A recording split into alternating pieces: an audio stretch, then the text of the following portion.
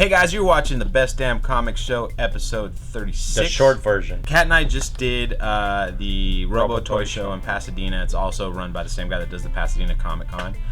Little different show, and kind of want to talk about strategies to employ when you do these small shows if you're a seller. Because I personally did not have the best show. I made my money back, I made a little bit of profit, but it was rough. And for me, I didn't do a good job of really reading the audience per se. Like, I came and brought the same stuff I always bring with me, and it was not the same crowd.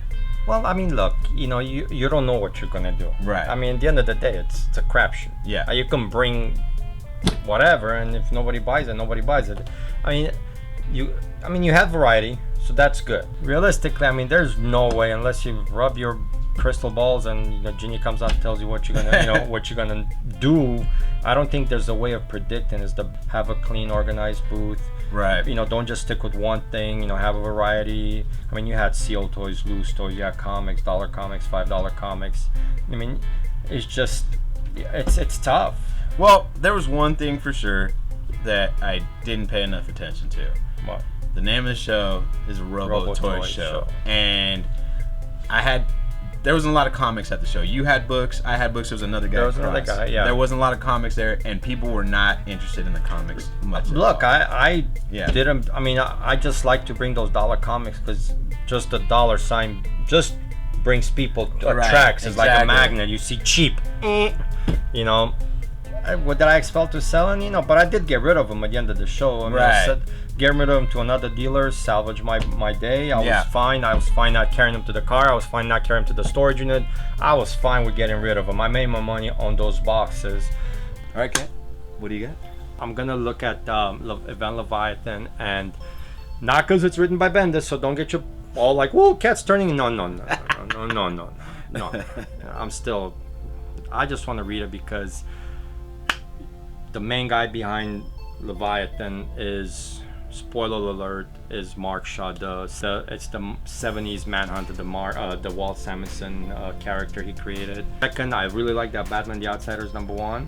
#2 comes out this week. How do you feel about the controversy that people tried to make with Black Lightning? The creator of Black Lightning was up in arms because he said they turned Black Lightning into Robin in the book, and other people are saying like Black Lightning is basically the main person in the book. He's a cool ass character. Yeah. Jefferson is phenomenal. I mean, I loved him since back in the day, when I first discovered comics in the early 80s. I like Black Lightning. Again, it becomes an issue, who buys comics, percentages. I'm sorry, I just I know I sound like a dick, but again, who buys comics? So if you need a Batman to bring Black Lightning up into the eye of the storm, then I don't care. Right. I mean, Jesus, is he getting a cut from this? Because if he's getting a cut, he shouldn't be complaining. Maybe that's the issue. Maybe he's not getting cut. I don't know. But those are my two DC books. That Hulk book is just, I'm sorry, guys. I know it's redundant. Freaking it sells out every week. That book's insane. Multiple printings. It's insane. Of every issue. It's insane. Yeah. 5th printings. I mean, they got to do a final cover. What's with this 1 in 25 5th print? Like, that's like they did a version. So they did a 1 in 25 variant for the 5th printing or whatever it is. That's a version for #2, but it's the Alex Ross cover from #1. But the #2 was the 5th printing was supposed to be an Alex Ross cover, but gray, so they scrapped that. So they put a Bennett cover. But people are going crazy because it's Virgin Alex Ross. Right. It's basically this cover, but Virgin. Yeah. 1 in 25. So people are going crazy. Punisher Rosenberg. I mean, I'm loving Frank right now, and Rosenberg, he kind of burned a few bridges on the Uncanny X-Men book with people, but people still, he's still solid with me. But Punisher is just like, ooh, violence to the. It's like, John Wick or Punisher. I don't know. Chip Zdarsky on Invaders. Man, I was going to put another book, but it's like, I don't want to be like repetitive. But I'm bringing Invaders because Namor is insane right now. And I'm telling you, he's probably going to be somewhere in the next movie, Black Panther 2, something. We're going to get Namor, especially all the hints they did in Endgame, in Infinity War, whatever, Endgame. My pick of the week, that Donny Cates train, choo choo, Silver Surfer Black. Got your, if you miss him on Venom, because they're doing the crossover right now, which Colin Bunn is not doing a bad job. But if you want your Donny Cates fix, Silver Surfer Black, jump on it. Something to come out of it. But there's a lot more than just what I picked. So, but these are my go-tos on Wednesday. Okay. Yeah. As for variants this week, normally I pick 1 or 2 DC books. You're stupid.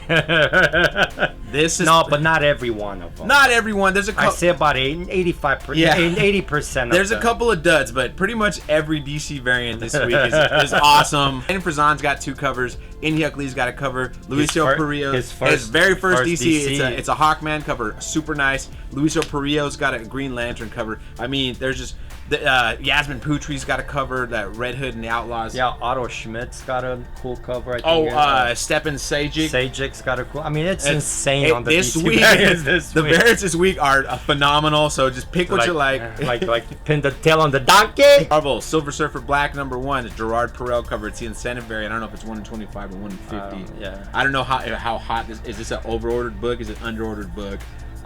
It's a tough call, bro, because Donny Cates was hot. He's kind of tailored. Kind of tailored Venom. You know, he's been off of Venom for 5 issues, which is still a good read. But he's coming back with Guardians of the Galaxy. Now you got this. So well, here's my strategy. Silver Surfer hasn't had a book in a while, right? no. It's Donny Cates, #1.